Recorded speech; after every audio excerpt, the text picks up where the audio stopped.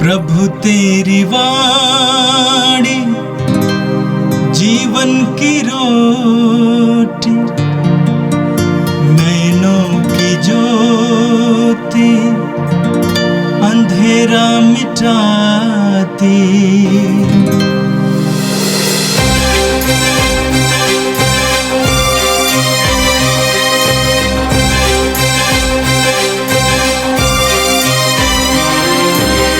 प्रभु तेरी वाणी जीवन की रोटी, नैनों की ज्योति अंधेरा मिटाती। प्रभु तेरी वाणी जीवन की रोटी, नैनों की ज्योति अंधेरा मिटाती। वाणी वाणी वाणी वाणी वाणी पवित्र है, शाश्वत है, जीवन का मन्ना है। 4 जून बुधवार। पहला पाठ प्रेरित चरित अध्याय 20 पद संख्या 28 से 38 तक।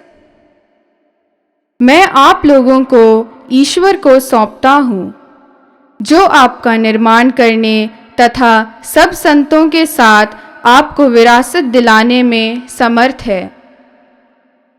पौलुस ने इफेसस को पुरोहितों से यह कहा, आप लोग अपने लिए और अपने सारे झुंड के लिए सावधान रहिए। पवित्र आत्मा ने आपको झुंड की रखवाली का भार सौंपा है। आप प्रभु की कलीसिया के सच्चे चरवाहे बने रहें, जिसे उन्होंने अपना रक्त देकर प्राप्त किया। मैं जानता हूँ कि मेरे चले जाने के बाद खूंखार भेड़िए आप लोगों के बीच घुस आएंगे, जो झुंड पर दया नहीं करेंगे। आप लोगों में से भी ऐसे लोग निकल आएंगे, जो शिष्यों को भटकाकर अपने अनुयायी बनाने के लिए भ्रांतिपूर्ण बातों का प्रचार करेंगे। इसलिए जागते रहिए और याद रखिए कि मैं आंसू बहा बहा कर 3 वर्षों तक रात दिन आप लोगों में हर एक को सावधान करता रहा। अब मैं आप लोगों को ईश्वर को सौंपता हूँ तथा उसकी अनुग्रहपूर्ण शिक्षा को, जो आपका निर्माण करने तथा सब संतों के साथ आपको विरासत दिलाने में समर्थ हैं। मैंने कभी किसी की चांदी, सोना अथवा वस्त्र नहीं चाहा।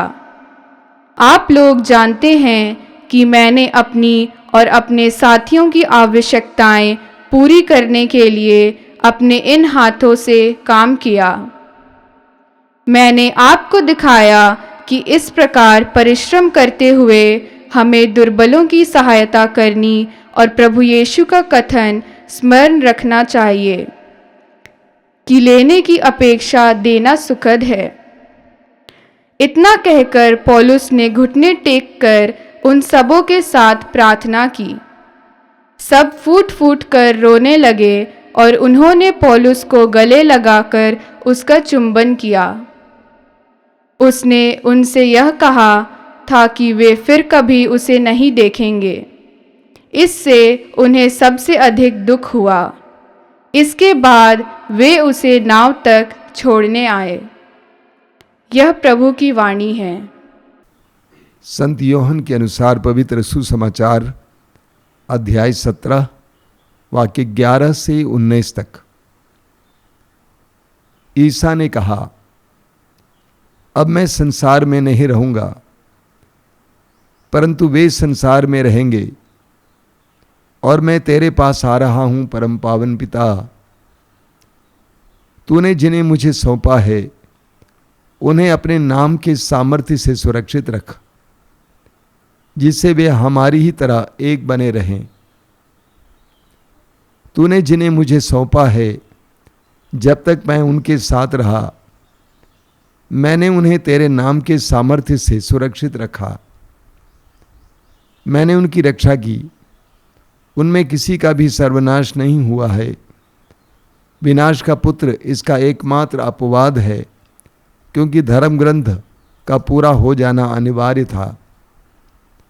अब मैं तेरे पास आ रहा हूँ।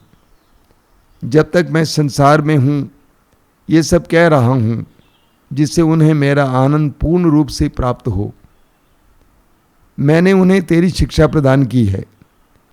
संसार ने उनसे बैर किया, क्योंकि जिस तरह मैं संसार का नहीं हूँ उसी तरह वे भी संसार के नहीं हैं। मैं यह नहीं मांगता कि तू उन्हें संसार से उठा ले, बल्कि यह कि तू उन्हें बुराई से बचा। वे संसार के नहीं हैं, जिस तरह मैं भी संसार का नहीं हूँ। तू सत्य की सेवा में उन्हें समर्पित कर। तेरी शिक्षा ही सत्य है। जिस तरह तूने मुझे संसार में भेजा है, उसी तरह मैंने भी उन्हें संसार में भेजा है। मैं उनके लिए अपने को समर्पित करता हूँ, जिससे वे भी सत्य की सेवा में समर्पित हो जाएं। यह प्रभु का दिव्य सुसमाचार है। ख्रिस्त प्रभु की जय। मेरे प्रिय भाई और बहनों, आज का पहला पाठ प्रेरित चरित्र के अध्याय 20 से लिया गया था। आज के पाठ में आपने एफेसुस से पौलुस की विदाई का एक बहुत ही सुंदर और हृदय स्पर्शी दृश्य देखा। पौलुस ने एफेसुस में कठिन परिश्रम किया और परिश्रम के बदौलत एफेसुस में एक बहुत बड़ी और मजबूत कलीसिया की स्थापना की। और वहाँ से विदा लेने से पहले पौलुस ने वहाँ के अध्यक्षों को बुला भेजा। छोटे छोटे समुदायों, छोटी छोटी कलीसियाओं के अध्यक्षों को बुला भेजा ताकि उनको उपदेश दें। पूरे प्रेरित चरित्र में हम पढ़ेंगे पौलुस की सेवा कार्य बहुत ही व्यवस्थित सेवा कार्य था। पौलुस जहाँ कहीं भी जाते थे वहाँ पर सुसमाचार की घोषणा करते थे, लोगों को विश्वास में लाते थे, लोगों को विश्वासी बनाते थे, लोगों को बपतिस्मा देते थे, छोटे छोटे समुदायों का निर्माण करते थे, वहाँ पर अध्यक्षों को नियुक्त करते थे, अध्यक्षों को उपदेश दिया करते थे। बहुत ही व्यवस्थित ढंग से पौलुस कार्य करते थे। और आज के पाठ में आपने सुना कि विदाई से पहले पौलुस वहाँ के अध्यक्षों को संबोधित करते हुए कई बातें कहते हैं। पहली बात, आप लोग अपने लिए और अपने सारे झुंड के लिए सावधान रहें। एक बहुत सुंदर शिक्षा है। पौलुस कहते हैं कि आप अपने लिए और अपने झुंड के लिए सावधान रहें। आध्यात्मिक जीवन आसान नहीं है। संसार में आध्यात्मिक जीवन बहुत कठिन है। विभिन्न प्रकार के प्रलोभनों से लोगों को गुजरना पड़ता है। ऐसी परिस्थिति में हर अध्यक्ष और हर धर्म गुरु और अगुवा की जिम्मेदारी है कि वो सतर्क रहें, विश्वासियों के विश्वास को परखें, ख्याल करें। पौलुस कहते हैं कि आप सावधान रहें, आपका ध्यान झुंड पर हो। आज हमें कलीसियाओं से बहुत सारे विश्वासियों को दूर भटकते हुए देखने को मिलता है। उसका मुख्य कारण यह है कि कलीसिया के अगुओं का ध्यान झुंड पर नहीं है, अपने ऊपर है, अन्य कार्यों पर है। हमारी जिम्मेदारी हमारे झुंड की रखवाली करना है। इसीलिए पौलुस कहते हैं कि आप सदा सतर्क रहें, हमेशा ख्याल करते रहें। दूसरी बात पौलुस कहते हैं, पवित्र आत्मा ने आपको झुंड की रखवाली का भार सौंपा है। आपको जो जिम्मेदारी दी गई है ये किसी मनुष्य के द्वारा दी नहीं गई है, बल्कि पवित्र आत्मा ने ये जिम्मेदारी दी है। रोमियों के पत्र के अध्याय 13 में संत पौलुस कहते हैं, सभी अधिकार ईश्वर से आता है। मैं अक्सर लोगों को ये बताया करता हूँ, आपको अधिकार प्राप्त है, आपको पद प्राप्त है, आपको लोगों की जिम्मेदारी प्राप्त है। इस बात को नहीं भूलना है, सभी अधिकार ईश्वर से आता है। पौलुस याद दिलाते हैं अध्यक्षों को कि आपको जो जिम्मेदारी दी गई है ये पवित्र आत्मा के द्वारा दी गई है। इसलिए आगे पौलुस कहते हैं, आप प्रभु की कलीसिया के सच्चे चरवाहे बने। आप प्रभु की कलीसिया के सच्चे चरवाहे बने। यूहन्ना के सुसमाचार के अध्याय 10 में प्रभु यीशु सच्चे चरवाहे और मजदूरों के बारे में बताते हैं।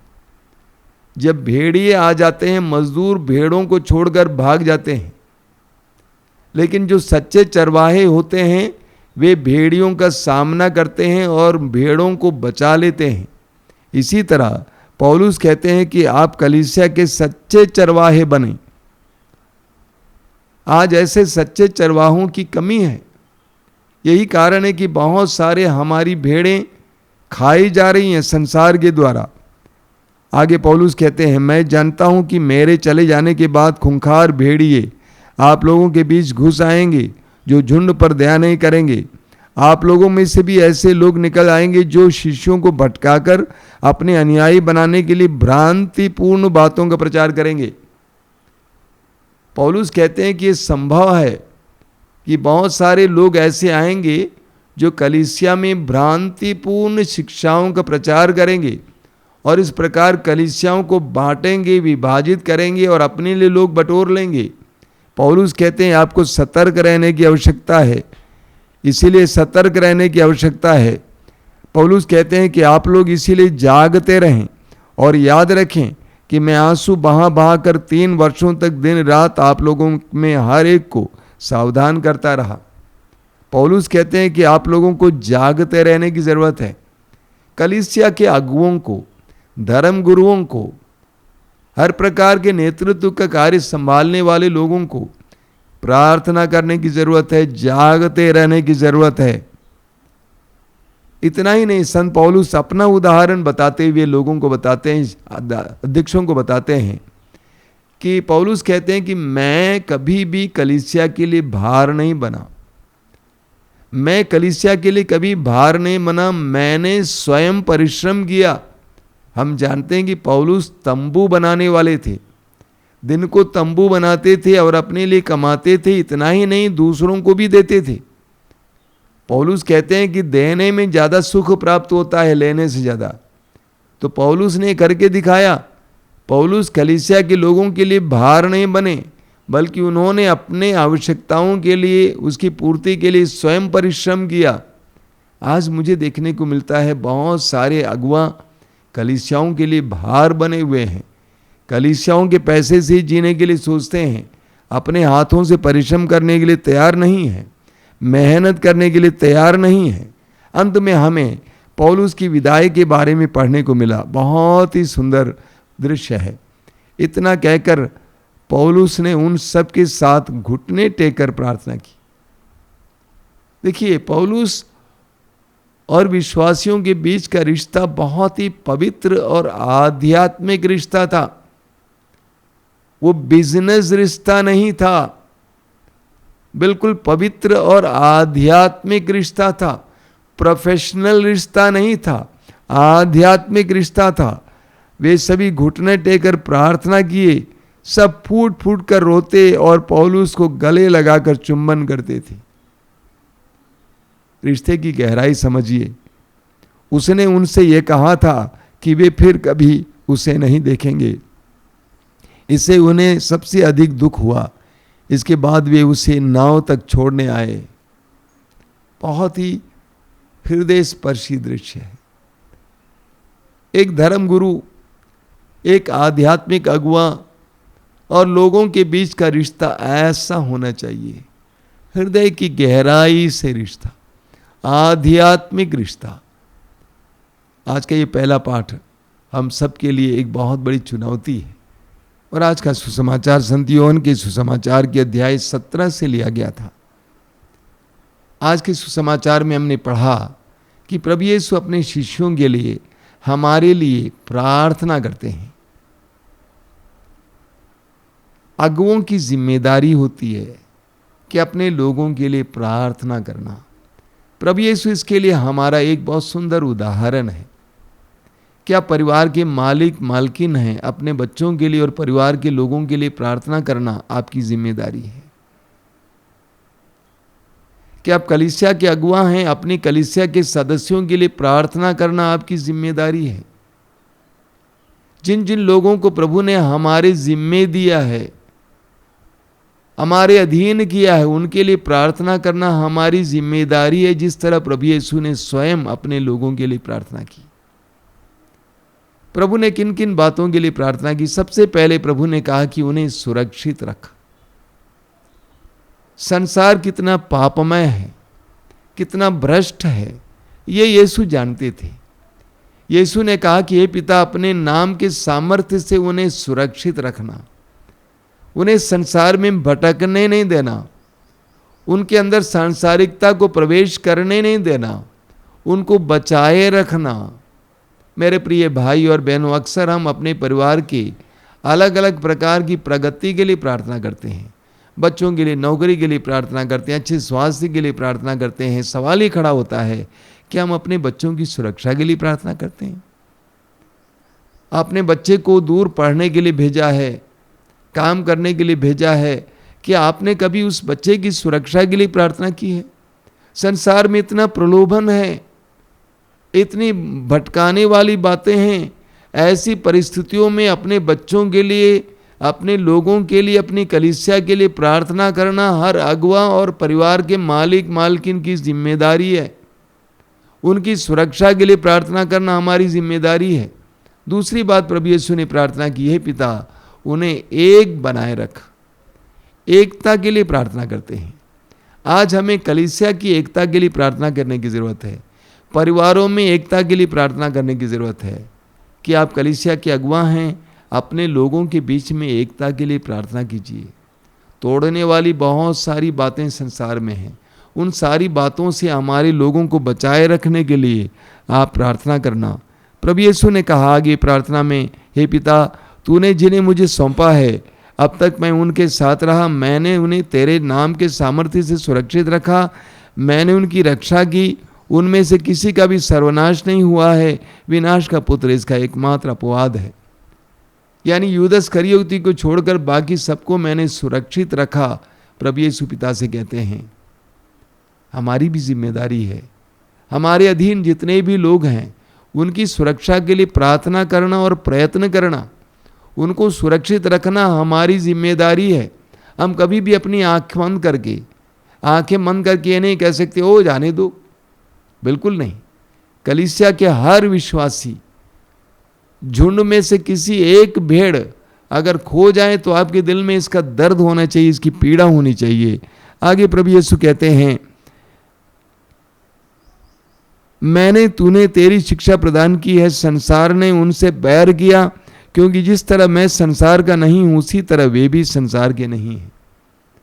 आगे प्रभु कहते हैं, मैं ये नहीं मांगता कि तू उन्हें संसार से उठा ले, बल्कि यह कि तू उन्हें बुराई से बचा।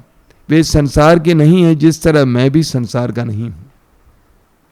संसार और यीशु में बहुत दूरी है। संसार और सांसारिकता, संसार के विचार, संसार की शिक्षाएं, संसार के सिद्धांत यीशु के सिद्धांतों और यीशु की शिक्षाओं से भिन्न है।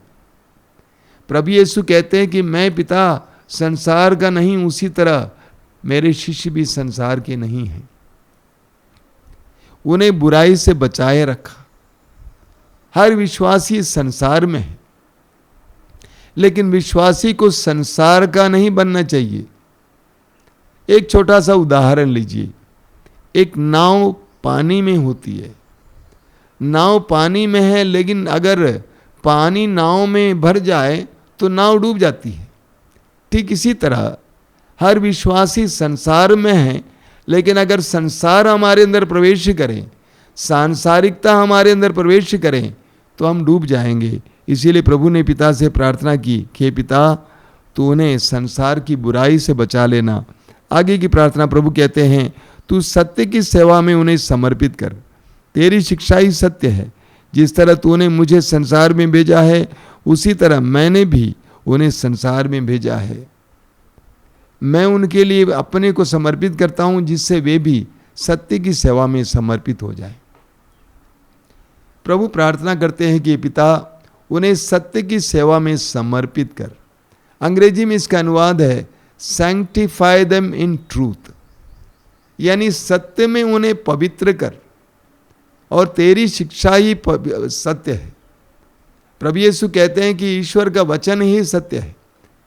प्रभु हमारे लिए प्रार्थना करते हैं कि ईश्वर के वचन के सामर्थ्य से हम शुद्ध हो जाएं, पवित्र हो जाएं, और हम सत्य के लिए जीवन जी सकें। जिस तरह प्रभु यीशु ने सत्य के लिए अपने आप को अर्पित किया, ईश्वर के वचन रूपी उस सत्य में हम पवित्र हो जाएं और ईश्वर के वचन रूपी उस सत्य के लिए हम समर्पित हो जाएं, इसके लिए प्रभु यीशु हमारे लिए प्रार्थना करते हैं। आइए हम प्रार्थना करें। अपनी आंखें बंद कीजिए। प्रभु यीशु धन्यवाद देते हैं आज के सुंदर पाठ के लिए, दोनों पाठों के लिए। दोनों पाठों में अगुओं की जिम्मेदारी के बारे में बताया गया है। प्रभु यीशु हम तुझसे प्रार्थना करते हैं, जिस तरह तूने हृदय खोल कर अपने शिष्यों के लिए हमारे लिए प्रार्थना की, उसी तरह हमें भी अपने लोगों के लिए प्रार्थना करने के लिए कृपा देना। प्रार्थना का महत्व समझा देना, दूसरों के लिए, परिवार के सदस्यों के लिए, कलीसिया के सदस्यों के लिए निरंतर प्रार्थना करने की कृपा हमें प्रदान करना। ये प्रभु यीशु इन वचनों को सुनने वाले मेरे भाई बहनों को आशीर्वाद देना। आज का संपूर्ण दिन उनके लिए कृपा का दिन बने, आशीष का दिन बने। हमारी इस प्रार्थना को ग्रहण करना। आमीन।